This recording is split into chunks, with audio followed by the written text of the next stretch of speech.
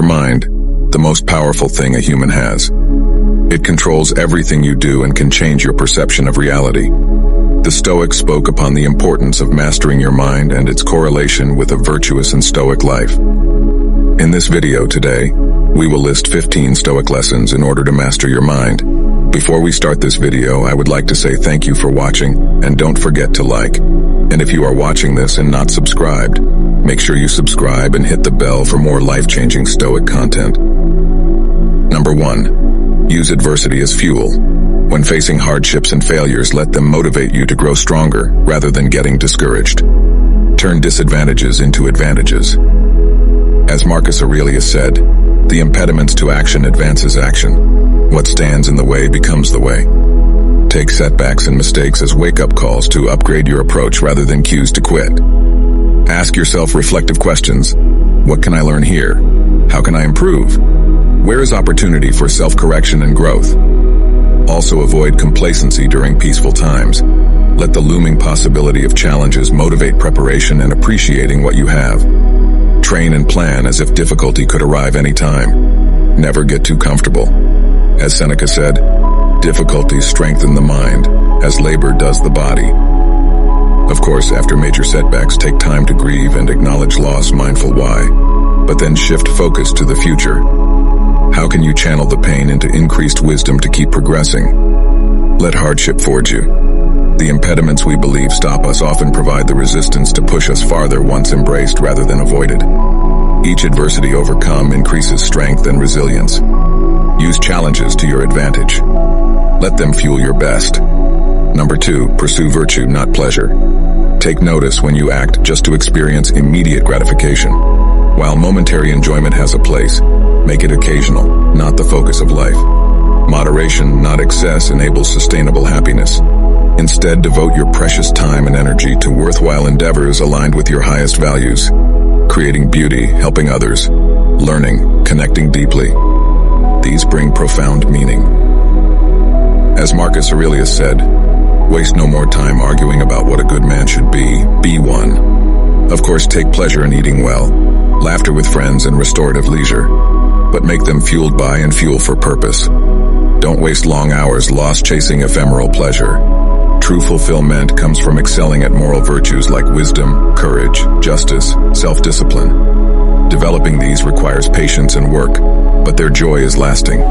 Quick fixes fade. To master your mind, subordinate superficial desires to your best self. Pleasure passes, wisdom and character remain. Keep your mind steadfastly oriented toward virtue, not fleeting gratification. Number 3, manage expectations. Reflect on times your suffering came from unrealistic expectations, demanding perfect health, success, or treatment by others. Challenges are guaranteed, expecting otherwise is fantasy. But expecting bumps in the road allows patience. Of course, pursue ambitious goals, but hold them lightly, remaining flexible in your approach. Avoid rigid attachment to specific visions. Adapt artfully when life inevitably has other plans. See setbacks as feedback. Also check unrealistic expectations of yourself or others. Progress happens slowly, in fits and starts. Be compassionate with flaws and missteps as you grow. Let kindness temper standards. With balanced expectations, you roll with life's ups and downs smoothly. Neither failure nor success shatters you when you expect both arise natural. Why? Equanimity comes from anticipating reality. Mastering your mindset requires seeing the world clearly. Even hardships become easier to face with appropriate expectations. Stay hopeful yet grounded. Cultivate rational optimism. Number 4, separate externals from internals. Master internal factors rather than chasing external ones. Reflect often on how your inner life exists apart from outer conditions. As Marcus Aurelius said, the happiness of your life depends upon the quality of your thoughts. No one can force you to think or feel certain ways without your consent. You always have power over your mindset and character.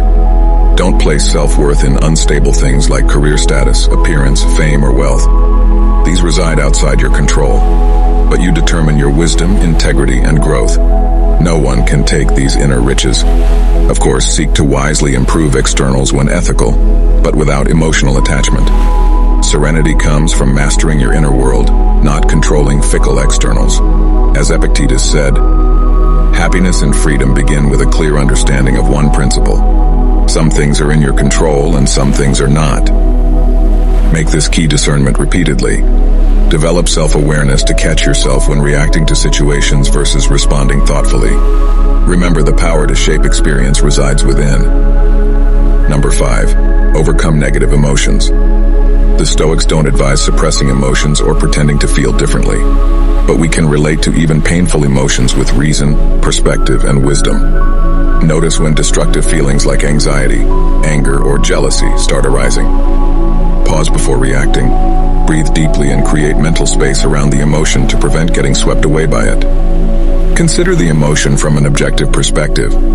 Ask yourself if the intensity is justified or disproportionate. See it as passing weather rather than a storm devastating your inner world permanently. Focus on responding thoughtfully rather than just venting the raw emotion or following its irrational urges. Take constructive action aligned with your goals and values. With practice, you can feel even difficult emotions without following wherever they lead you. The key is maintaining your perspective, priorities, and principles amidst even the stormiest states. As Seneca said, the spirit ought to be brought up for examination daily. Check in to manage emotions wisely. They become servants rather than masters as you strengthen discernment. Number 6. Reframe problems. When you encounter obstacles and setbacks, pause reactive frustration. Instead, ask yourself constructive questions. What can I learn from this? How might this actually benefit me in ways I don't yet see?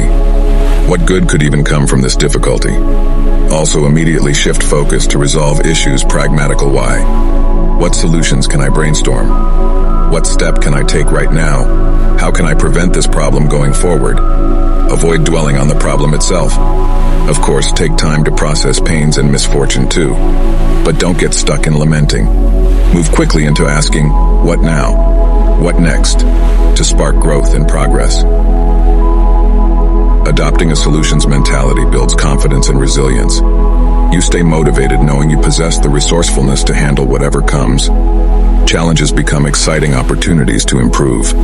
The Stoics counseled welcoming adversity and difficulty as a way to develop virtue and wisdom. Each problem solved strengthens your ability to tackle the next one. With practice, obstacles only propel you to greater heights. Number 7. Limit your desires. Wanting ever more leads to dissatisfaction, while intentional moderation of desires increases contentment. Aim to need little rather than have everything. Notice where desires for acquisition, stimulation, status, and other external things arise constantly. Enjoy pleasures in moderation, but be wary of insatiability breeding addiction or emptiness. Catch yourself comparing to those with more. You often lack appreciation for what you already have. But the wise find riches in developing character and cherishing simple joys available to all. When desires for unnecessary things appear, pause and reflect on how they might bring excess rather than fulfillment if fulfilled. Consider virtue and service instead of consumption. Of course, set ambitious goals and envision new horizons, but do so for the sake of growth and contribution, not feeding endless desires. Motive matters. The more wants, the more frustration when life inevitably does not meet them all. But needing little, you find abundance already exists. Limit desires and gratitude naturally arises. Number 8. Follow nature. Attempting to fight nature breeds distress, while flowing with it brings harmony. Consider what contributes to your health, growth, and excel, and it's aligned with human nature. Nourishing food, learning, meaningful work, loving relationships. Make these needs priorities over artificial pursuits. Also minimize pollution and destruction of the natural world. Tread lightly on Earth by consuming less, creating less waste, and protecting ecosystems. Choosing sustainability eases your conscience. Examine natural cycles like seasons, day and night, aging, and impermanence. Flow with these currents rather than resisting. Take time to rest and restore. Let go graceful why when your season passes. As Aurelius said, live in harmony with nature. Don't try to force conditions life does not allow. Accept gains and losses with equanimity. Adapt flexibly along life's unfolding. Resisting the fundamental way things are only brings frustration. But accepting what accords with nature and working skillfully within that reality brings serenity and wisdom. Live in tune with the natural order. Number 9. Focus on character. Cultivating virtues like wisdom, courage, justice, and moderation brings meaning and fulfillment. Your character matters more than external reputation or acclaim. Take stock of your principles and how you embody them in daily life. Do an honest self-assessment. In what areas can you demonstrate greater integrity, helpfulness, and resilience? Set intentions each day. Lead through example. Focus less on instructing others and more on modeling upright conduct yourself. As Marcus Aurelius said, waste no more time arguing what a good man should be. Be one.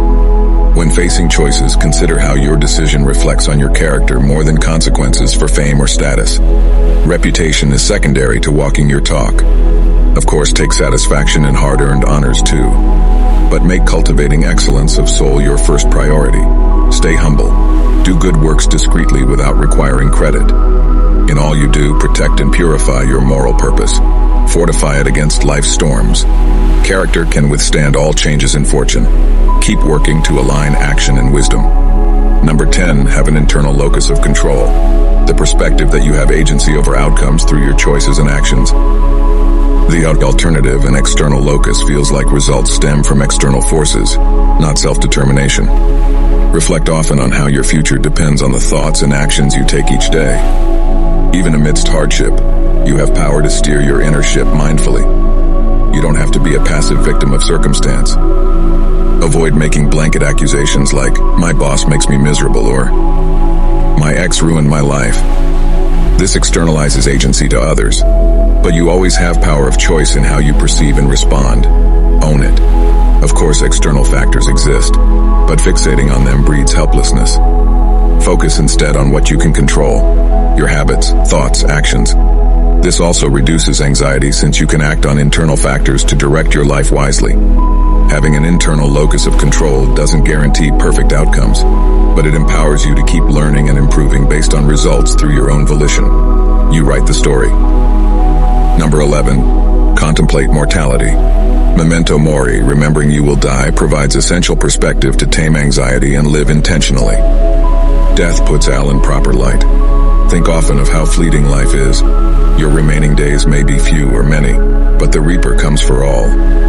Let this urgency instill passion for living fully now, not waiting until conditions are perfect. Postpone nothing meaningful. Imagine yourself at life's end so you can live presently with wisdom. How would you want to look back on the story of your life? What would give it meaning? Guiding values become clearer when mortality draws near. Contemplating death drives prioritizing what matters, contributing good, sharing love, cultivating awareness. Legacy becomes more important than chasing distractions or comforts. Keep these priorities daily. Though we know death awaits, our days are still overflowing with possibility. Anchoring in mortality clears the path to make the most of this finite gift.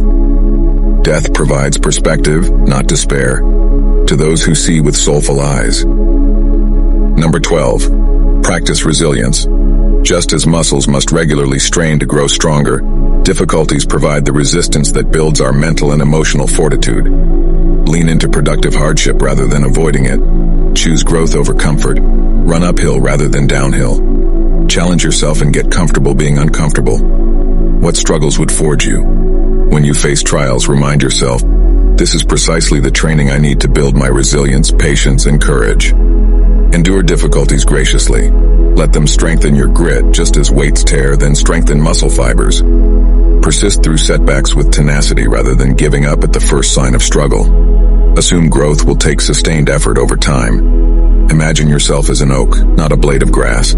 Stand tall through storms.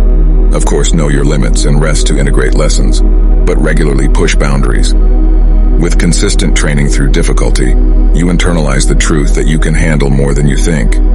Then extend your reach further. Face each new challenge as an opportunity to expand your capacities. Say with confidence at every threshold, I am equal to this. The trials life sends our way provide the perfect resistance to grow strong. Number 13, help others.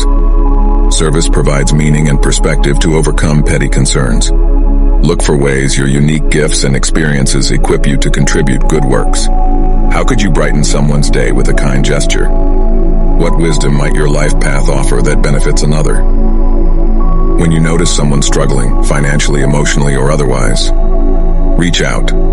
Offer support and encouragement without judgment. Simply listening wholeheartedly can be blessing enough.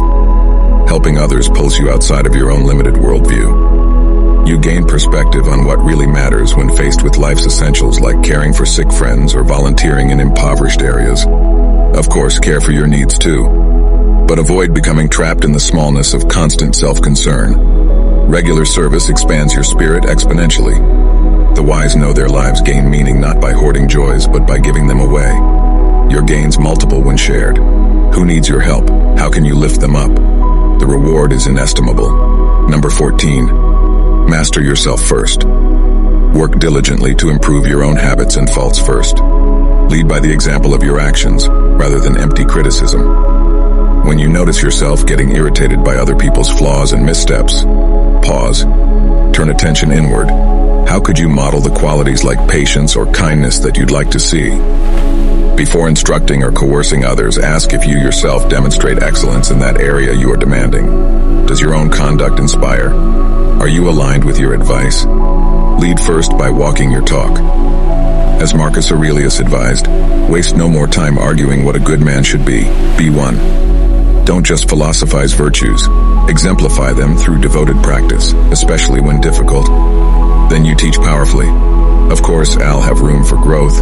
Gently help others improve too once you walk the path. But credibility comes from diligent self-mastery first. Reproach yourself before reproaching others. Work on you.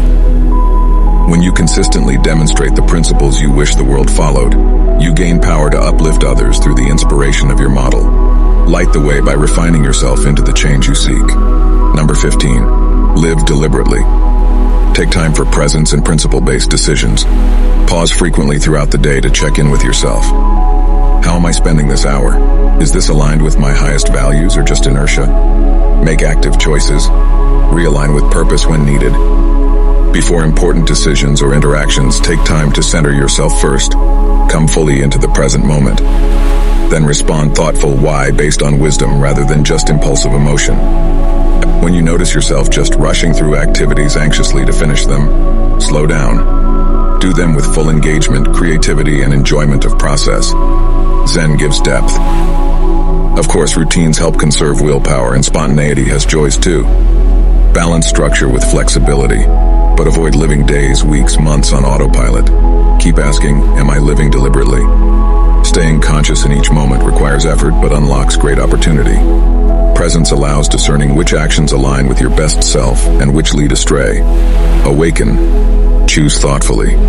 The undisciplined mind lives blindly, pushed and pulled by external forces. But the mastered mind moves from its center. Practice presence. Reclaim your sovereignty to live by design rather than default. If you are listening to this, thank you for staying till the end. If you feel any of these Stoic lessons resonated with you today, feel free to start a Stoic discussion in the comments. I welcome Stoic discussions as they are what the great Stoics like Marcus Aurelius and Seneca advised for. If you enjoyed the video, don't forget to like, and if you want more content like this, subscribe and hit the bell. Thank you for watching, and as always, I hope you find peace and serenity in the Stoic ways.